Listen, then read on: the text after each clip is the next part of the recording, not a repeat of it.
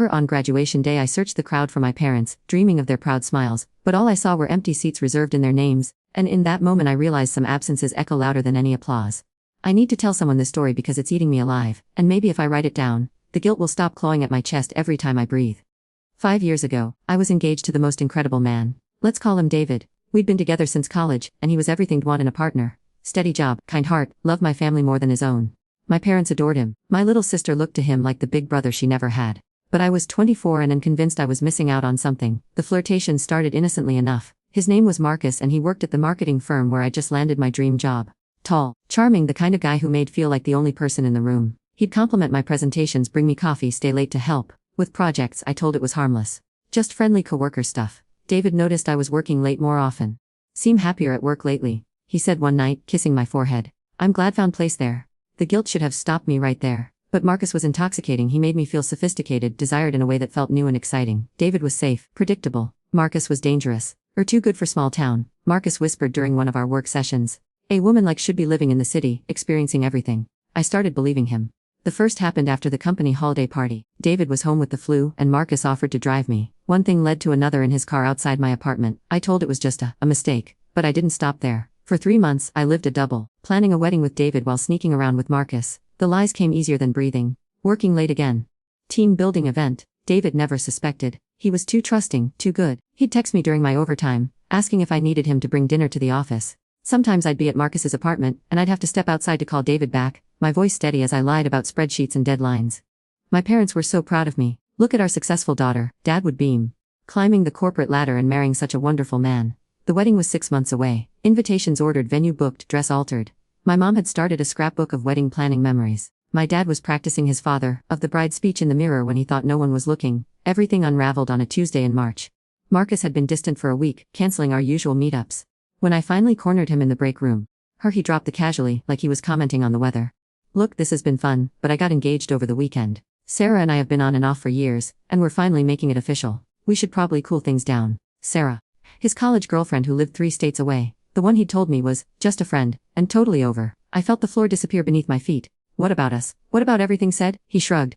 Come on, didn't think this was serious, did? We're getting married in a few months. This was just stress relief for both of us. Stress relief. 3 months of betraying the man I loved, destroying my integrity, lying to my family. All for stress relief. I drove home in a daze. David was in the kitchen making dinner, humming along to music, completely unaware that his fiancée had just been discarded like yesterday's news by another man. How was work? He asked, stirring pasta sauce. Look pale. Are feeling okay? I should have confessed right then.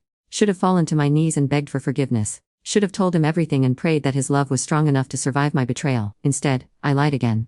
Just tired. Long day. But the guilt was consuming me. Every David gave me tasted like betrayal. Every time he talked about our future I wanted to disappear. Every wedding planning task felt like building on a foundation of lies. I started making mistakes, leaving my phone face down, being distant during conversations, snapping at him over small things because I hated so much I couldn't stand his kindness. The end came 2 weeks later. David had surprised me at work with lunch. We were walking to the elevator when Marcus appeared, coming back from his own lunch break. He looked at David, then at me, and I watched something click behind his eyes. Well, Marcus said with that same charming smile that had destroyed my. Must be the famous fiancé. I'm Marcus, I work with girl here. David extended his hand, friendly as always. Nice to meet. She talks about her coworkers all the time. She does. Marcus replied, his handshake lasting just a second too long. We've gotten quite close on those late nights, haven't we? The word close dripped with implication. David's smile faltered slightly, but he was too trusting to understand. I grabbed David's arm. We should go. The lunch rush is crazy. But Marcus wasn't done. Oh, before leave, congratulations on the engagement. May is going to be a beautiful time for a wedding, though I have to ask. He paused, savoring the moment. Sure want to marry someone who works such long, private hours with colleagues. David looked confused. What do you mean? Nothing at all, Marcus said, grinning like a predator. Just that dedication like hers is rare. All those late nights, weekend work sessions, holiday parties where spouses mysteriously can't attend due to convenient illnesses. I watched David's face change as the puzzle pieces fell into place. The confusion shifted to suspicion, then to something that looked like physical pain. I said desperately. But David wasn't moving. What holiday party? Said didn't go because I was sick. Marcus laughed. Oh, she definitely went. Beautiful dress, by the way. Blue if I remember correctly. We had quite a memorable evening. The elevator arrived with a cheerful ding that sounded like a knell. David stepped inside without a word. I followed, my hands shaking as I pressed the button for the ground floor. The silence stretched between us like a chasm. David, I can explain. His voice was so quiet, so broken. Can't explain why that man knew about the holiday party when I thought stayed home. Can explain the way he looked at. Can't explain why my gut is telling me that everything I thought I knew about us is a lie. The elevator opened to the lobby. David walked out, and I had to run to keep with him. Please just listen to me. He stopped on the sidewalk, people walking around us like we were stones in a river. Tell me the truth right now. Have been cheating on me. I looked into his eyes, those kind, trusting eyes that had looked at me with such love for 5 years, and I realized this was the moment that would define the rest of I could lie again. Make another story. Gaslight him into believing his suspicions were wrong, or I could finally tell the truth and watch everything beautiful in my crumble to ash. I whispered.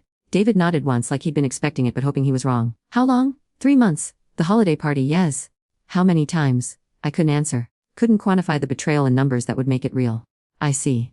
David took off his engagement ring, a simple gold band that matched mine, and held it out to me. I think this belongs to now. David, please. Let me explain. It's over with him. It meant nothing. I love Paul, love me. His laugh was hollow, broken. I've been lying to my face for 3 months. I've been sharing with another man while planning our wedding. While my parents put down deposits and parents addressed invitations. While I've been faithfully planning it with someone who was living a double pawn. He put the ring in my palm and closed my fingers around it. I hope it was worth it. Then he walked away, and I stood there on that busy sidewalk, hurt, clutching 2 engagement rings while my entire future disintegrated around me. That night, I had to call my parents and tell them the wedding was off. Had to watch my mother's face crumble as she realized all those hours planning, all that excitement, all those dreams gone because their daughter was a cheater. How could do this to him? Mom asked, tears streaming down her face. How could do this to us? We loved David like a son. Dad didn't speak to me for 2 weeks. I thought that was rock bottom. I was wrong. Rock bottom was still coming, and it would be emptier than I ever imagined. I thought losing David was the worst thing that could happen to me. I was so incredibly wrong. The news spread through our small town like wildfire. David didn't tell anyone the details. He was too decent for that, but people aren't. When a wedding 6 months in the making gets called off suddenly, people talk. Marcus, the coward, had already put in for a transfer to another office. Awkward working environment, he told our boss. He was gone within 2 weeks, off to start his new with Sarah, leaving me to deal with the wreckage alone. My coworkers started treating me differently, polite but distant. The same people who used to invite me to happy hours suddenly had other plans. I'd walk into the break room and conversations would stop. I became the cautionary tale whispered about in cubicles. But the real devastation was at home. My parents didn't just lose a future son-in-law. They lost their standing in the community. My dad was a deacon at our church and my mom ran the ladies' auxiliary. In a town of 8,000 people, the Patterson family name meant something. Now it meant the family whose daughter cheated on the sweetest boy in town. Mrs. Chen asked me about the wedding cancellation today at the grocery store. Mom said one evening, her voice flat. I didn't know what to tell her. How do I explain that my daughter away the best thing that ever happened to her? My sister Emma, home from her sophomore year of college, wouldn't even look at me. David helped me with my calculus homework over video calls all semester, she said. He remembered my birthday when my own roommates forgot, and cheated on him. What is wrong with? The worst part was David's family. His mom, who had treated me like the daughter she never had, who spent weekends helping me plan the wedding, who cried happy tears when David proposed. His dad, who walked me down the aisle at his nephew's wedding because my own father was sick that day. They didn't reach out. They didn't yell or scream or demand explanations. They just disappeared from my completely. 5 years of Sunday dinners and holiday celebrations, gone without a word. I ran into David's mom at the bank 3 weeks after everything fell apart. She was standing in line ahead of me, and when she turned and saw me, the pain in her eyes was unbearable. Hello, sweetheart, she said quietly, because she was raised to be polite even to people who destroyed her son. Oh, Mrs. Rodriguez, I'm so sorry. I know that doesn't mean anything, but I had to say it. She studied my face for a long moment. Know what hurts the most? It's not even what did to David, though watching him try to pretend he's okay as me. It's that we trusted. We welcomed into our family. I defended when people said we're too young to get married. I told them we're mature, responsible, that loved my son. Her voice never rose above a whisper, but every word deeper than screaming would have. I was wrong about who are, she continued. And now I have to question my judgment about everything else. She turned back around and we didn't speak again. When her turn came, she conducted her business and left without another glance in my direction. That's when I realized the true scope of what I'd destroyed. It wasn't just my relationship with David. It was his family's ability to trust their own instincts about people. It was my parents' reputation in the community they'd served for decades. It was my sister's faith in her big sister as a role model. Work became unbearable. Not because anyone was cruel, they weren't. But because I could feel their judgment, their whispered conversations, their relief that they weren't me. I'd gone from being the rising star to being the cautionary tale. My boss called me into her office 6 weeks after David left. Work has been suffering, she said, not unkindly. I understand you're going through a difficult personal situation, but our clients are starting to notice. The Morrison account specifically requested a different project manager. The Morrison account, the one I'd been working on all those late nights with Marcus. The one where I'd built my reputation. Now they didn't want me because everyone knew why I'd really been working late. I think it might be best if took some time off. Maybe looked for a fresh start somewhere else. I was being fired. Nicely, professionally, but fired nonetheless. That night I sat in my apartment, the same one where David and I had planned our future, and realized I had nothing left. No fiancé, no respect from my family or community, No friends who wanted to be associated with my choices. I'd traded everything for 3 months with a man who'd discarded me the moment it became inconvenient. But even then, I hadn't hit bottom yet.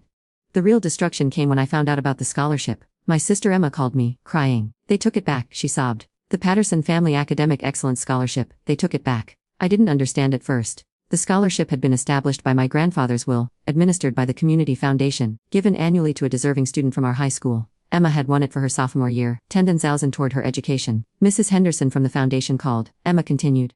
She said due to recent events that have brought negative attention to the Patterson family name, they're reconsidering the scholarship recipients. They're giving my scholarship to the runner. The runner was David's younger brother, Miguel. I had destroyed my sister's education funding. My selfishness had cost my family not just their reputation, but actual money they desperately needed. Emma was taking out student loans now, would graduate with debt instead of free and clear, because of my choices. Emma whispered before, I will never forgive for this. Mom called an hour later. Father had another heart episode today. Dr. Martinez said it's stress-related. The whole town is talking about us and Father can't handle the shame. Dad, who had always been the strong one, the community leader, the man everyone looked to. Now he was having stress-induced heart problems because his eldest daughter had humiliated the family name. That night, I packed everything I owned into my car and drove to the city. I couldn't face another day in that town, another moment of watching the ripple effects of my betrayal destroy everyone I'd ever loved.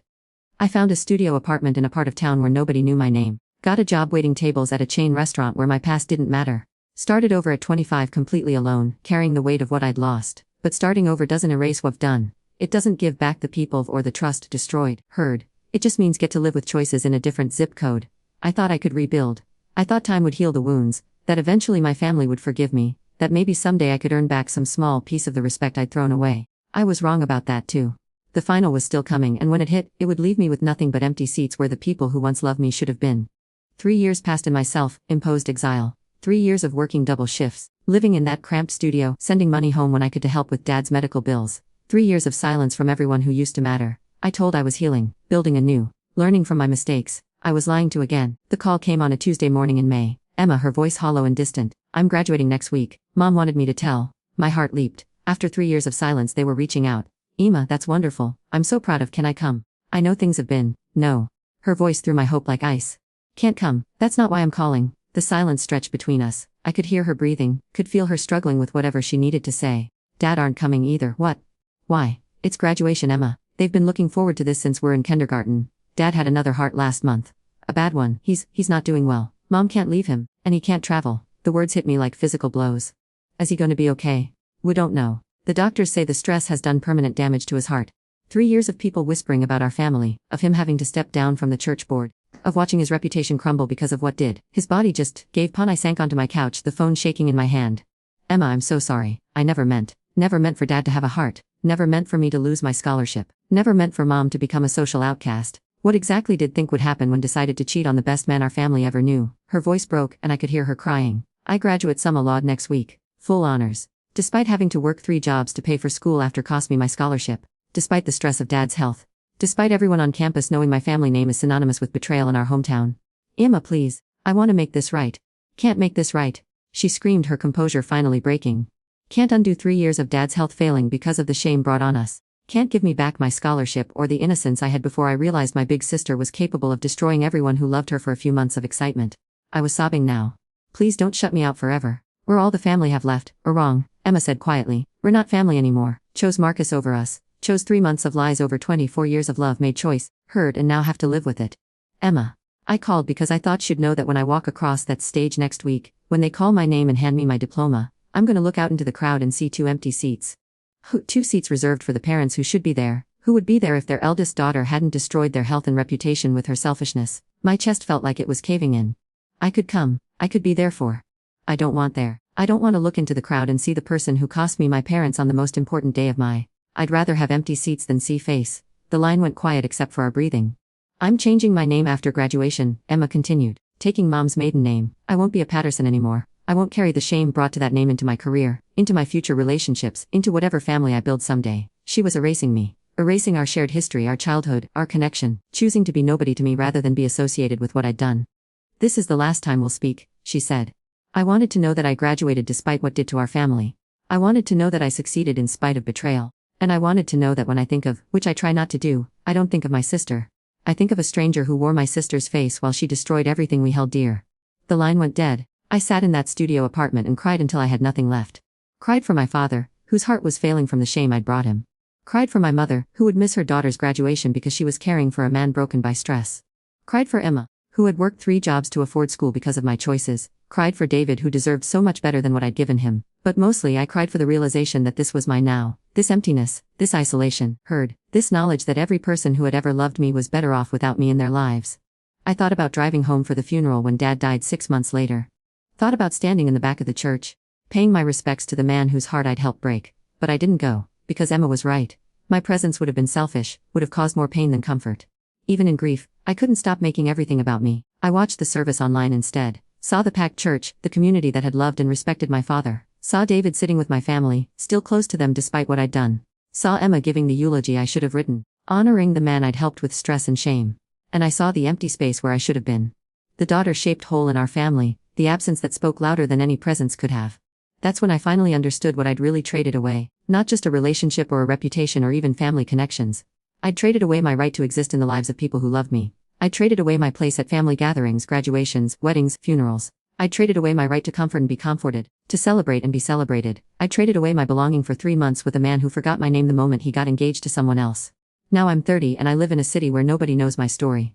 I work, I pay rent, I exist. But I don't belong anywhere. I don't have anyone to call when I'm sick or scared or lonely. I don't have anyone who remembers my childhood or shares my history or cares whether I make it through another day. I scroll through social media sometimes and see Emma's posts. She's a teacher now, married to a kind-looking man who resembles David in his gentleness. She kept her promise, she goes by her mother's maiden name. And there's no trace of me in her new. David remarried 2 years ago. A sweet girl from the next town over who looks at him the way I used to, before I convinced I deserved more than devotion. They have a baby now, a little boy with David's eyes and his new wife's smile. My mother lives alone in the house where I grew, caring for Dad's memory, and probably wondering how she raised a daughter capable of such betrayal. And I live with the knowledge that somewhere out there, at graduations and weddings and celebrations, there are empty seats where I should be. Spaces reserved for a daughter, a sister, a woman who chose momentary excitement over permanent love and now has neither. I want to end this by saying I've learned from my mistakes, that I'm a better person now, hurt that anyone reading this should forgive themselves and move on. But that would be another lie, and I've told enough of those for one lifetime. The truth is simpler and more brutal. Some choices can't be undone, some trust can't be rebuilt, and some absences echo louder than any apology ever could. When you're tempted to trade forever for right now, remember this story. Remember that empty seats at graduations are just the beginning of what'll lose when choose betrayal over love. Because once become the person people are better off without, that's exactly what'll be without everything that ever mattered, surrounded by the echo of own selfish choices, wondering how 3 months of lies became a lifetime of loneliness.